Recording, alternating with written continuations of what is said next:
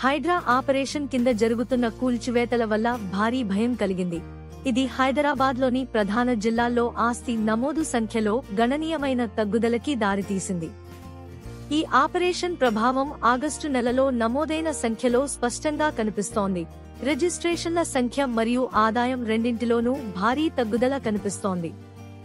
అధికారిక డేటా ప్రకారం జూలై నెలలో greater Hyderabad municipal corporation GHMC పరిధిలోని హైదరాబాద్, రంగారెడ్డి, బెడ్చల్మల్ కాజ్గిరి మరియు సంగారెడ్డి జిల్లాల్లో మొత్తం 58,000 ఆస్తి నమోదులు జరిగాయి. అయితే ఆగస్టులో ఈ సంఖ్య గణనీయంగా తగ్గి కేవలం 41,200కి చేరింది.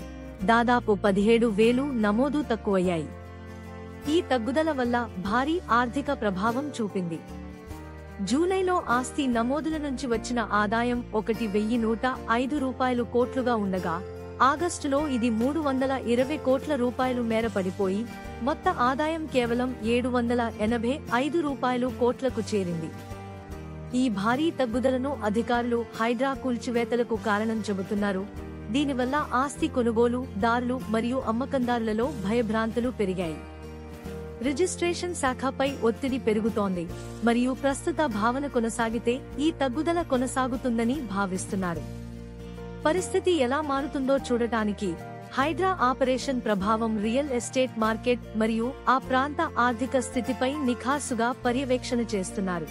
మీ అభిప్రాయాన్ని మేము ఎంతో విలువగా భావిస్తున్నాము. మీ ఫీడ్బ్యాక్ మా కంటెంట్ను మెరుగుపరుస్తుంది. పిన్వెస్ట్ టీవీ వీక్షించినందుకు ధన్యవాదాలు.